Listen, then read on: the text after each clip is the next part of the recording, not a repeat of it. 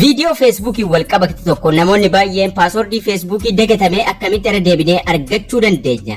Gaaffii jedhu irra deddeebi'anii na gaafataa turanii haala salphaa ta'een irra deebinee argachuu dandeenya.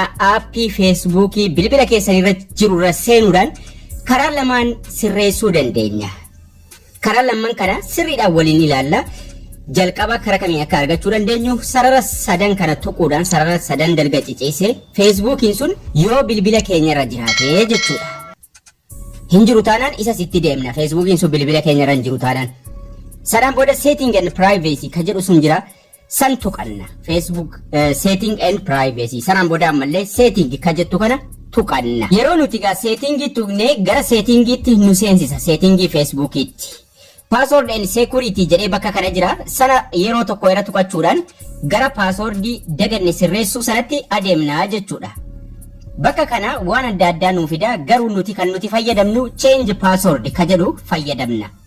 Change password nuun jedha bakka kanatti. Feesbuukiin sun bilbila keenya irra jira ni daganne.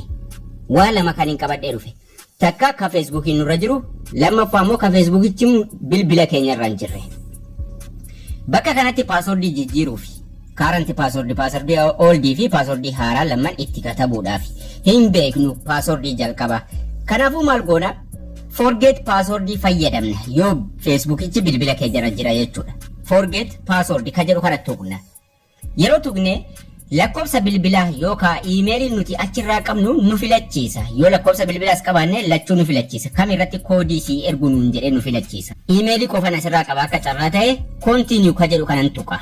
Yeroo continue tuqe koodii iimeelii kiyya irratti naaf ergaa jechuudha. Continue ka jettuun tuqa. Yeroon tuqee eessa nageessa koodii naaf erga. Gidduu tuqee baheen koodii san fudhee dhufa iimeelii kiyyarraa.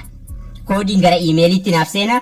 Gmail irra seenuudhaan koodii naaf ergame sana fidee itti barreessa. Yoo lakkoofsa bilbilaa irratti ta'es akkasuma bilbila irratti nu ergaa, yoo iimeelii ta'es iimeelii irratti nuuf ergaa jechuudha. Iimeelii yookaan lakkoofsa bilbilaa ittiin feesbuukii san banannee jechuudha. Okay, amma koodii naaf kenname sana asirratti barreeffadha. Koodii inni naaf erge, koodii dijitii 6 inni gara iimeeliitti naaf erge, continue ka jedhu kana tuquudhaan gara passwordii haaraa itti galfachuutti nageessaa jechuudha. Passwordii haaraa itti barreeffadhu naan jedha. Passwordii haaraa itti barreeffadheen seenaa jechuudha. Passwordiin sun hedduminni isaa 6 ol ta'uu qaba. Passwordii san itti barreeffadheen next gochuudhaan itti seena.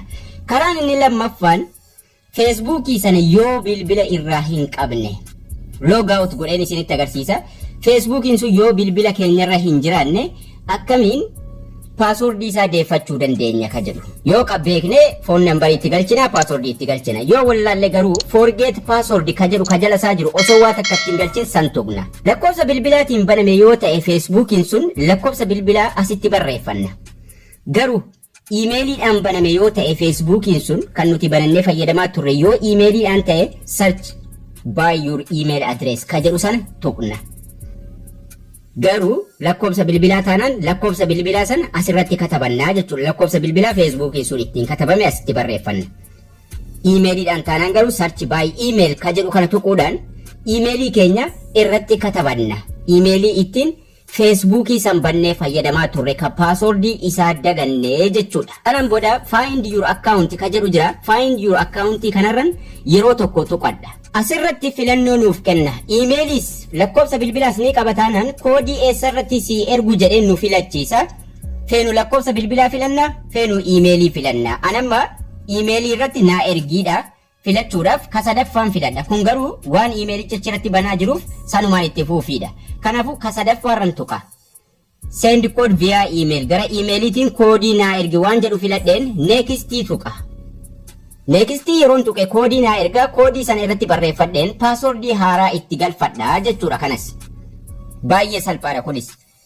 Koodii naa ergin jedhani passwordii silaa hin beeku koodii naa erga continue yeroon godhe continueudhaan booda koodii sana itti galfadheen passwordii haaraa itti barreeffadha jechuudha haala salphaa ta'een. Passwordii haaraa itti katabadhaa jechuudha. Garuu passwordiin isin barreessitan passwordii hin dagatamne osoo ta'e lakkoofsa makaa osoo ta'e maqaa fi lakkoofsa wal makaa osoo ta'eefaa baay'ee bareedduudha.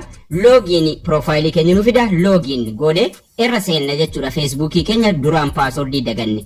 akkasuma lakkoofsa bilbilaa qofaan bantan taanaan iimeelii itti dabalachuu qabdu. Iimeelii qofaan baname taanaanis lakkoofsa bilbilaa osoo itti ida'attanii baay'ee bareedaadha jechuudha. Silaa filannoo lama qabaattu jechuudha. Barnoota isaa kutaa ittaanu irratti isinii qabadheen dhufaa. Barnoonni keenya har'as kana fakkaata ture. Akka isin irraa barattan abdii guddaan qaba. Haga barnoota kutaa ittaanu walitti deebinutti turtii gaarii nagayaan tura.